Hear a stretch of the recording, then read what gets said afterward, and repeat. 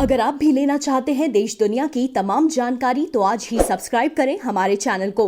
साथ ही नीचे दिए बेल आइकन को जरूर दबाएं ताकि हर अपडेट आप तक पहुंच सके।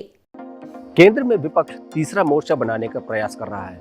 इसको लेकर दूसरी पार्टी को कहना है कि विपक्ष चाहे जितनी भी कोशिश कर ले, लेकिन केंद्र में अब उनके लिए कोई भी स्थान या कोई भी जगह नहीं है। इस पूरे विषय को लेकर हमने अलग अलग पार्टियों का बात किया और उनसे उनकी अपनी राय मांगी। सभी पार्टियों का एक ही कहना है कि भारतीय जनता पार्टी फिलहाल केंद्र से तो आउट है, कहीं ना कहीं वह अपने ही कार्य में पूरी तरीके से फंस चुकी है। भारतीय जनता पार्टी का कोई भी काम जमीनी स्तर से है ही नहीं। वहीं अगर बात करें और अदर पार्टियों की, तो सभी पार्टियों ने अपना मोर्चा तो फिलहाल संभाल लिया है, लेकिन प्रभात साक्षी आपको बताएगा कि किस तरीके से समाजवादी पार्टी ने बात करें या कांग्रेस की बात करें या भारतीय जनता पार्टी की बात करें, उनकी अपनी रणनीति क्या रही और किस तरीके से वो आगे चुनाव में उतरेंगे। आप खुद सुनिए। देवेंद्र प्रताप सिंह, प्रभात साक्षी, लखनऊ। की बात करती है तो आपको क्या लगता है, क्या यूपी का मॉडल बेकार है क्या? दिल्ली का कोई मॉडल ही नहीं है। वो क्या कहते हैं, वो खुद कटघरे में खड़े हैं। दिल्ली का क्या मॉडल है? आप लोगों को दवा दे नहीं पाए, आप लोगों को वैक्सीन दे नहीं पा रहे, आप लोगों को सुविधाएं दे नहीं पा रहे, आप स्कूलों में शिक्षकों की नियुक्ति कर नहीं पाए, आप 2 हॉस्पिटल बना नहीं पाए। जो हॉस्पिटल पहले थे वही हॉस्पिटल आज है। अरविंद केजरीवाल ने जितना पैसा विज्ञापन पर खर्च किया है, अगर उतना पैसा वहाँ की स्वास्थ्य व्यवस्था पर खर्च किया होता, किस मोहल्ला क्लिनिक की बात करते थे? आखिर दिल्ली के अंदर जब लोग त्राहिमाम करने लगे, माननीय प्रधानमंत्री जी को हस्तक्षेप करना पड़ा ऑक्सीजन से लेके दवाई तक, तो वो मोहल्ला क्लिनिक उनका कहाँ गया? वो उनका मॉडल था मोहल्ला क्लिनिक। आखिर वो मोहल्ला क्लिनिक की व्यवस्था क्यों ध्वस्त हो गई? अरविंद केजरीवाल को एक बार बताना पड़ेगा दिल्ली के अंदर। और उत्तर प्रदेश के अंदर अरविंद केजरीवाल और संजय सिंह कोई विषय नहीं है। वो दिल्ली के अंदर अपने चेहरे को छुपाने के लिए उत्तर प्रदेश की तरफ दृष्टि रखे हुए हैं। उत्तर प्रदेश पहले भी उनको नकारा है, आगे भी नकारेगा। 2022 को लेकर प्रगतिशील समाजवादी पार्टी की क्या रणनीति है? देखिए, प्रगतिशील समाजवादी पार्टी चाहे वो जिला संगठन हो या प्रदेश संगठन हो उत्तर प्रदेश का, आदरणीय राष्ट्रीय अध्यक्ष श्री शिवपाल सिंह यादव जी के नेतृत्व में पूरे तरीके से तैयार है।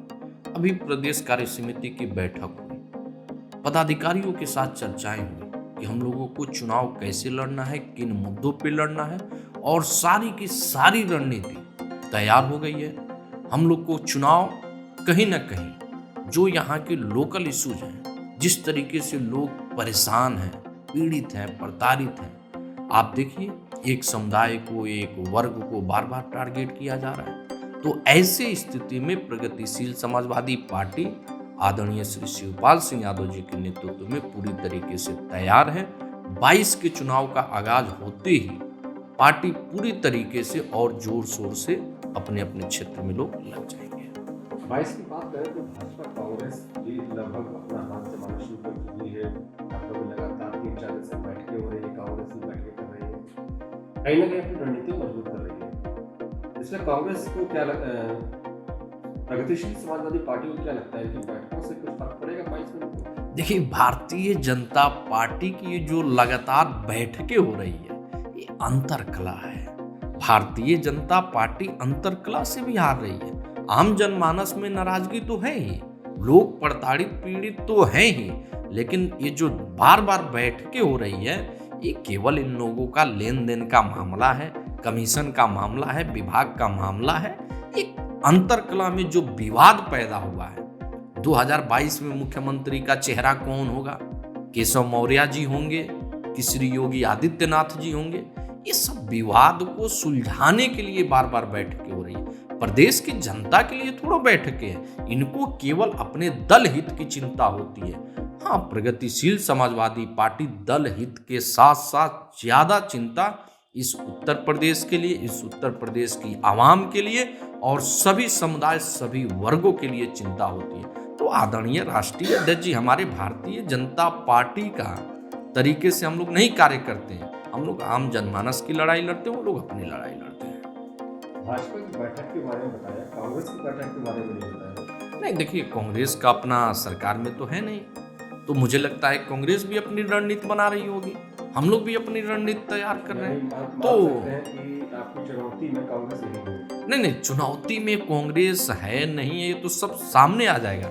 आज के डेट में अगर लड़ाई है तो आदरणीय श्री शिवपाल सिंह यादव जी भारतीय जनता पार्टी को सत्ता से बेदखल करने के लिए सभी समाजवादी विचारधारा के लोगों के साथ आह्वान किया है कि हम हर वो त्याग और संघर्ष करने के लिए तैयार हैं जिससे कि भारतीय जनता पार्टी की सत्ता को उखाड़ फेंका जाए।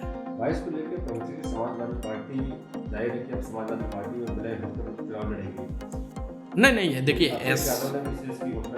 नहीं, देखिए ऐसा कोई अभी बात नहीं है, और जो भी कुछ होगा मुझे लगता है कि विलय का तो कोई सवाल ही नहीं बनता, क्योंकि कारवा बहुत बढ़ गया है। नहीं, देखिए ये आदरणीय श्री अखिलेश यादव जी की बात हो सकती है, मैं उनके बातों को तो न काट सकता न कुछ कह सकता, लेकिन सच्चाई ये है कि प्रगतिशील समाजवादी पार्टी आदरणीय श्री शिवपाल सिंह यादव जी के नेतृत्व में बहुत आगे निकल चुकी है, और मुझे लगता है कि हर कार्यकर्ताओं का सम्मान, हर पदाधिकारियों की लड़ाई जो माननीय श्री शिवपाल सिंह यादव जी लड़ते हैं वो अपने लिए लड़ाई नहीं लड़ते, पदाधिकारी और कार्यकर्ताओं के लिए लड़ाई लड़ते हैं। तो इसलिए सारे पदाधिकारी और कार्यकर्ताओं का सम्मान किस रूप में, कैसे और किसके साथ होगा, ये माननीय श्री शिवपाल सिंह यादव जी से बेहतर कोई नहीं जानता है। देखिए नहीं, देखिए भारतीय जनता पार्टी का यही कार्य है।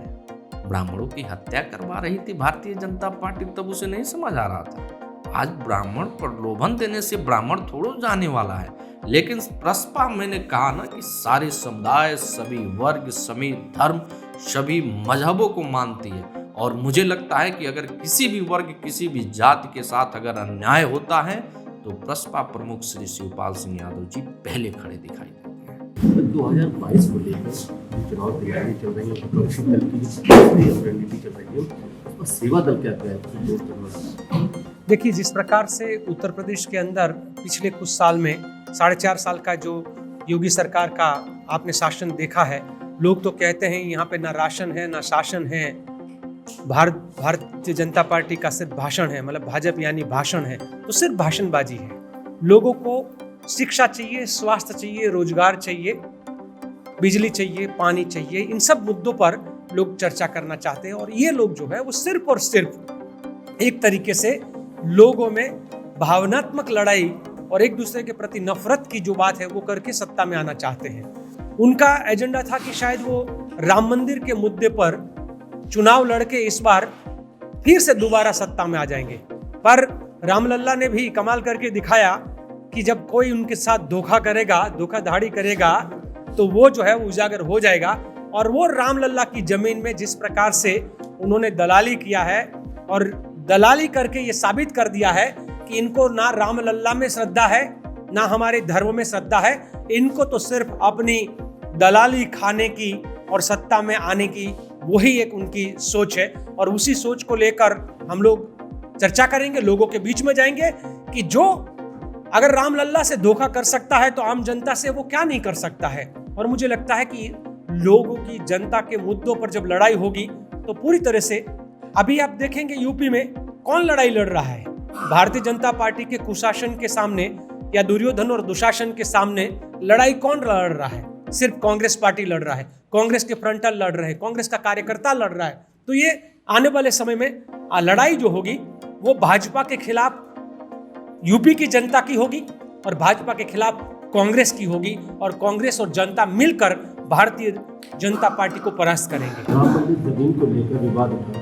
कांग्रेस ने प्रोटेस्ट भी किया, लेकिन सरकार का कोई एक्शन नहीं रहा, सिर्फ एक पार्टी से वाद विवाद चल रहा है। बस यहाँ के बयान आ रहा है, कहीं दूसरी पार्टी से बयान आ रहा है, तीसरी पार्टी से बयान आ रहा है, लेकिन एक्शन अभी तक नहीं लिया है। मुझे लगता है हकीकत में जाना चाहिए। मैं नरेंद्र मोदी जी और अमित शाह को और योगी सरकार को आप भली भांति जानते हैं कि वो कतई भी, वो हमेशा न्याय को भी किस तरीके से लेट करना, मतलब न्यायिक जांच कैसे ना होनी, इवन एफआईआर कैसे ना होना, वो हर हथकंडा अपनाएंगे अपने साथियों को बचाने के लिए।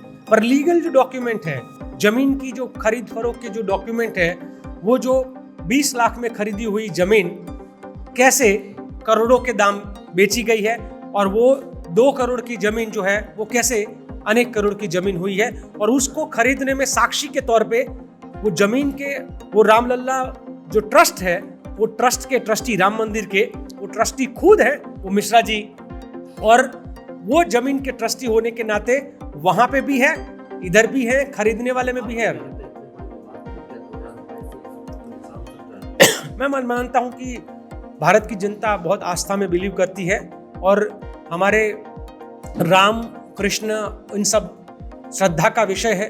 उन श्रद्धा के साथ, उस आस्था के साथ धोखाधड़ी करने वाली जो भी पार्टी होगी उसको जनता माफ नहीं करेगी, उन चंदा चोरों को माफ नहीं करेगी, उन जमीन में दलाली करने वाले लोगों को माफ नहीं करेगी। और आप देखेंगे कि भारतीय जनता पार्टी लगातार अभी वो असमंजस में है कि योगी को शुरू रखना या नहीं रखना, योगी को बदलना या नहीं बदलना, क्योंकि उनको पता है कि वो लोग यहाँ से हार रहे हैं। पिछले कुछ दिनों से भारतीय जनता पार्टी की लगातार बैठकें हो रही है, केंद्र से भी लोग आ रहे हैं, बैठक कर रहे हैं, तो बैठकों को लेकर क्या 22 में कुछ फर्क पड़ेगा? देखिए, वो लोग काफी डरे हुए हैं। उनको पता चल चुका है कि कोरोना की महामारी के समय पर जनता के साथ रहने की जगह पर उन्होंने सिर्फ बंगाल का और बाकी राज्यों के चुनाव जीतने के चक्कर में वो यूपी की जनता को और देश की जनता को भूल गए थे। तो देश की जनता ये जान चुकी है कि मुश्किल के समय में हमारे साथ नहीं रहते हैं, और इसीलिए उनका सर्वे के मुताबिक वो यूपी बुरी तरह से हार रहे हैं, और इसीलिए वो लगातार बैठकें करके वो अपनी जमीन को फिर से मतलब ठीक करना चाहते हैं। अपनी धरती जो यहाँ से